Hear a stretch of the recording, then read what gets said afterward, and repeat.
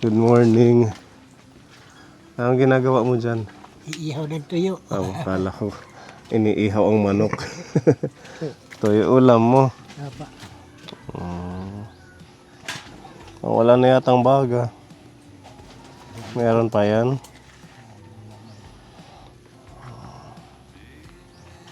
Dapat may ano dito pala, tatay. Pinakatrapal pag nagluluto ka. Or ito, yaro. Sa tanghali. Dito ka natambay. Apa. Ito, meron na siyang naluto. Hindi ka pa nanananghalian. Hindi pa. Ano ko rin sa gulay yan. Isasahog mo sa gulay. Apa. Anong gulay? May mga talong na ako doon, 4. Nakapamitas na ako noong 1 linggo. At least meron ka nang harvest. Apa. Ito parang Ano sa... ano sa araw? Ito yung itim na apid. Anong tawag dyan, Pepa? Apid. Apid. Apid. Apid. Mga parang naninira ng halaman, ano? Apa. Hindi ito nagbunga pa. Hindi pa. Parang maano siya, nag-yelo. Diyan sa ano yan. Sabi nila, diligan daw ng sabon. Oo. Ano, So nadiligan mo na ng sabon. Sigarilyas, marami sanang ano. yung isa nagbunga na, kaya lang tinitas nung Oo. nakaraan linggo. Nagbunga na yung nandito.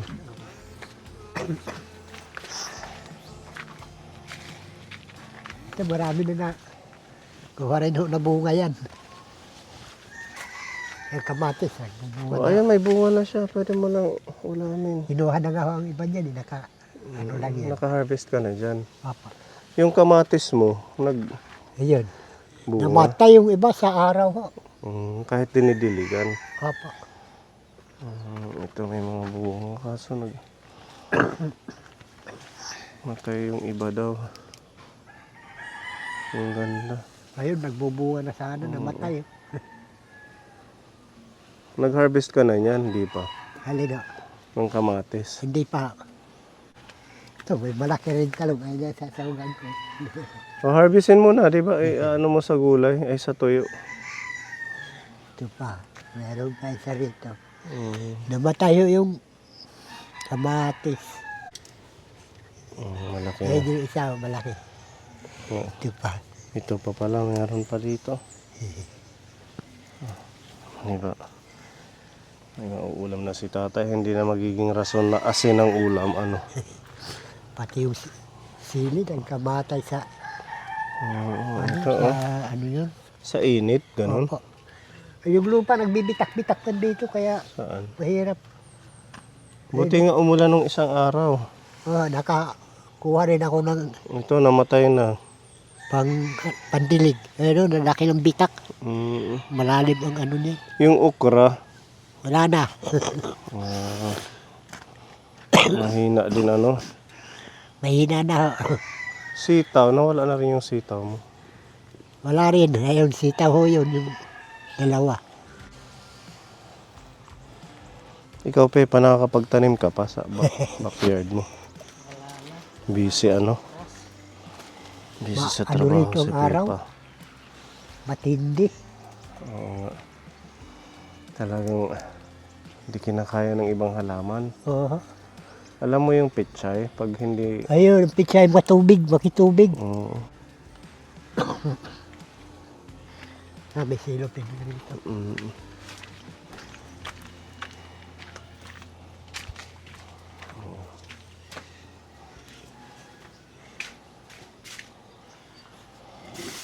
Nagbubunga na yung mga talong niya.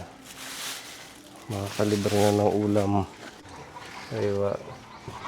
Galing naman. May produkto na si tatay.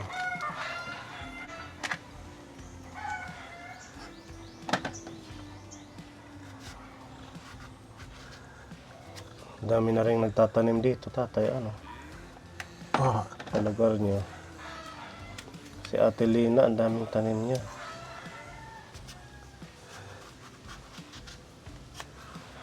Mga tawag doon, sitaw, pichay. Mayroon pa sila diyang pipino. Nagbunga na yung pipino niya. Apa. Madali pala magbunga ang pipino. Mabilis lang yun, ilang buwan lang.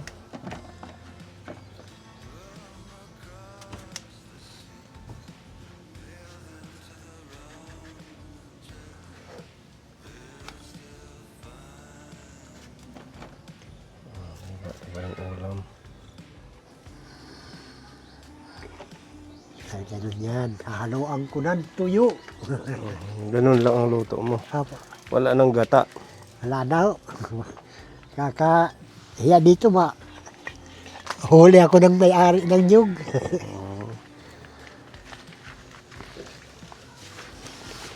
Ganun pala ang teknik mo dyan. Tanggal, dito ka. Huwag mo na nga asinan, kaya alat. Apa.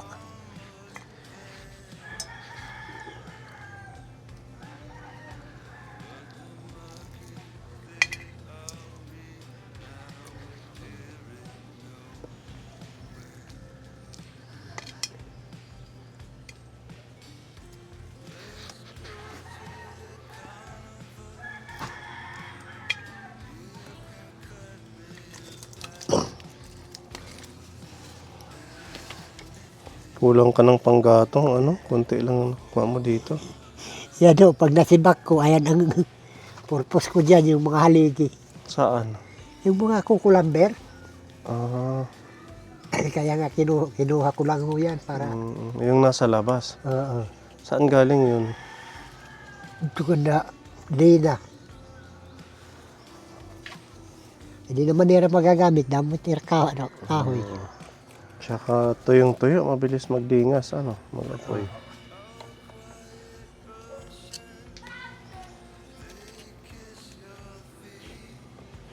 Lapit na. Lagyan mo naman lang ng kunting sili. Lagyan ko isa. Oo, para medyo mabango. O isa. May tulaod.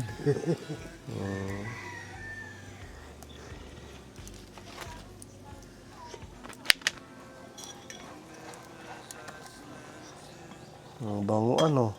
Kahit tuyo lang yung sahog. Diyan siya kanila. Kinuha ko yung tuyo. Kahit tuyo lang yung sahog.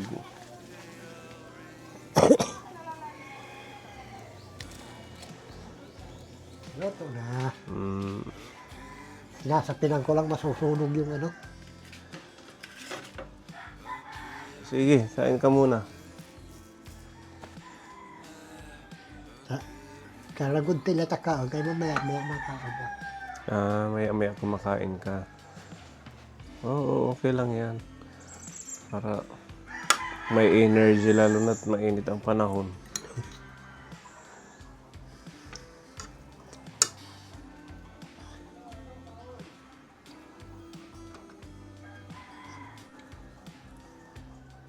Paksiw na may sabaw.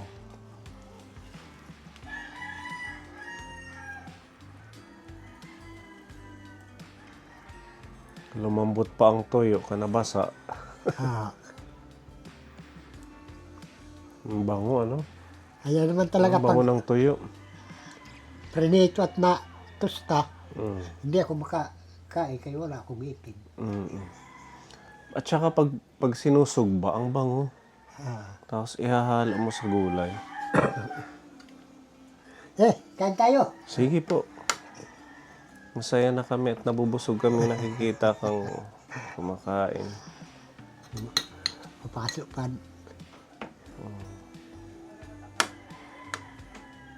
Iba ganyan, ipapatong lang sa sinaing. Oo, tapos may sausawan na kalamansi. Suka Saka o kaya tuyo. tuyo kalamansi. Mm. Ulam na. Diba? Nakakaano ka na,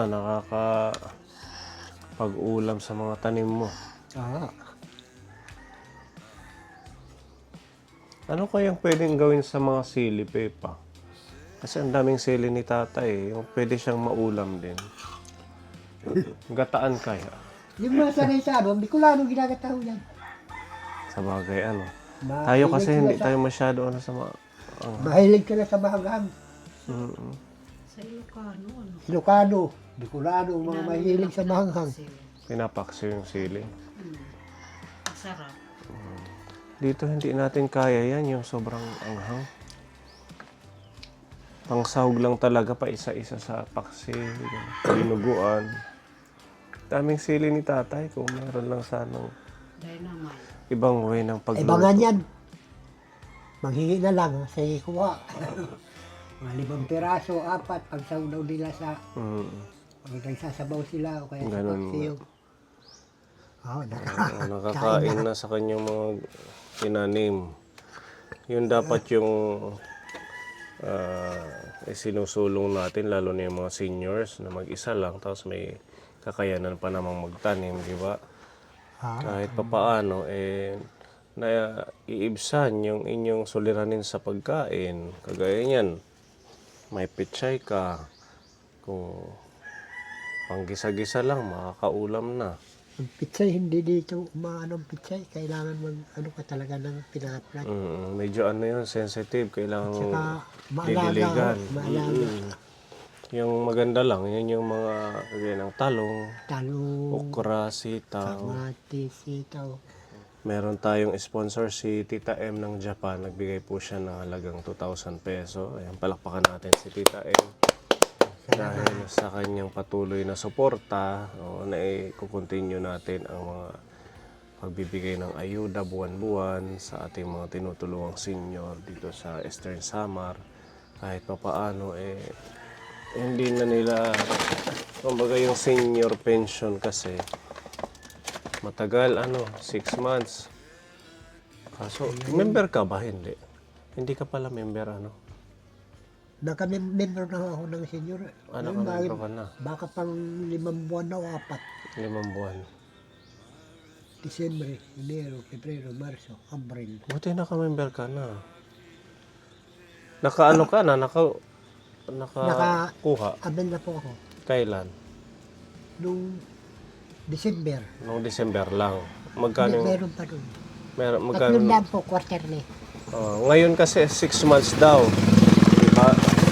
Ito tatay, meron tayong dalang 10 kilong bigas. Bigay ni Tita M. Kaya pala matagal na hindi sila nag-pipi out yung senior. Yung senior. Oo, 6 months daw. Ngayong June ang release sa inyo. Yan. Makaalalay ito sa inyong pagkain. Nagbili kaming, pipino.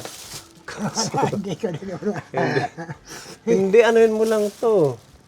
Yung maliliit, di ba, Pepa? Hiwa-hiwain. Hiwa-hiwain mo. Malambot naman yung niyan, yung gitna. Tapos meron dito mga prutas. Itong prutas ganun din, tatay. I-slice mo ng maliliit. Oo, kahit ikayod mo, pwede naman yan. Kasi kailangan niya ng katawan natin yung mga prutas. Meron dito saging, tsaka orange. Ayan, para matikman nyo man lang din yung prutas kasi malayo itong lugar nyo. Alam kong bihira or hindi kayo nagpupunta lagi sa bayan. Bihira ako magpunta. Kasi mahal yung pamasahe at saka... Ay, burungkan, 100. So the whole month, nandito ka lang sa lugar mo? Minsan, bumababa rin ako pag... Dito sa barrio? Opo. Ayan. May tinapay ka. Exercise din, saka aakyat-akyat dyan sa... Ayan, may mamon, may aribisco. Tapos meron dito tatay, timplahin mo. Yung cereal na maganda sa ating katawan. May udong. Ito, paano mo ba ito lutuin? Sige nga. Pag may mga... pwede rin sa sardinas. Sardinas. Oo, pwede naman din sa gulay. Sa gulay, sa maliliit na hipon, o kaya hipon. Oo, pag nakakapamulot ka ng mga shells. Pwedeng isasahog. Ayan, udong. Tapos meron dito energy. Timplahin din. Ito kahit para mas mas ma-maximize mo yung mga timplahin. Ito kasi pag ininom mo to, pag binuksan mo, masyadong madami siya, yung isang sachet.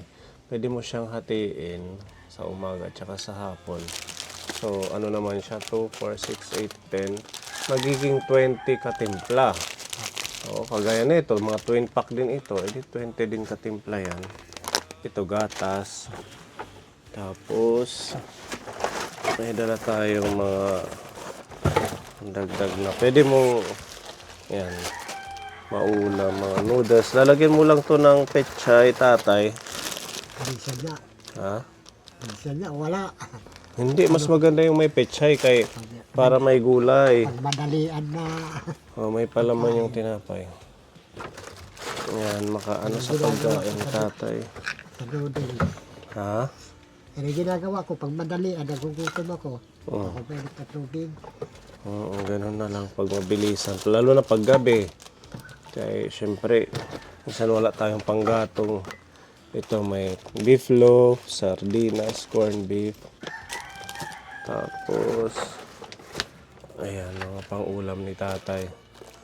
Pagmamahal po ito ni Tita M ng Japan.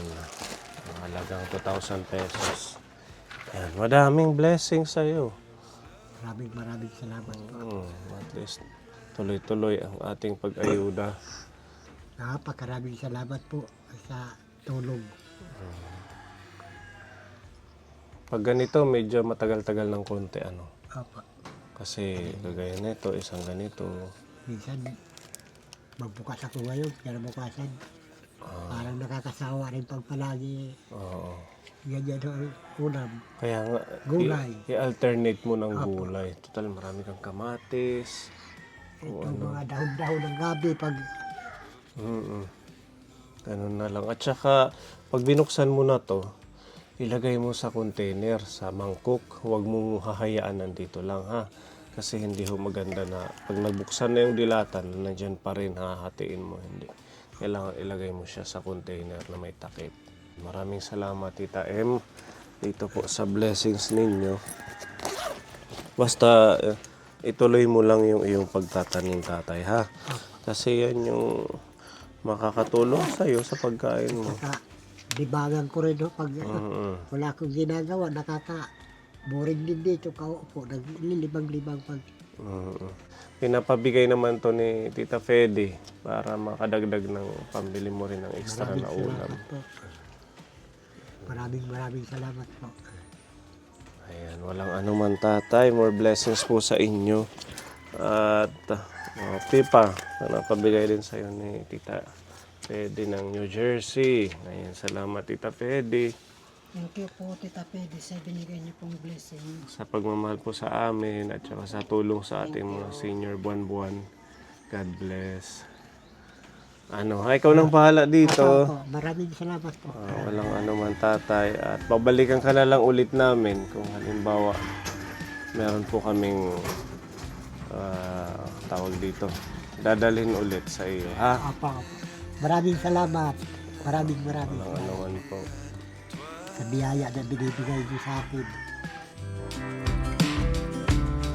Meet me at the same time the stars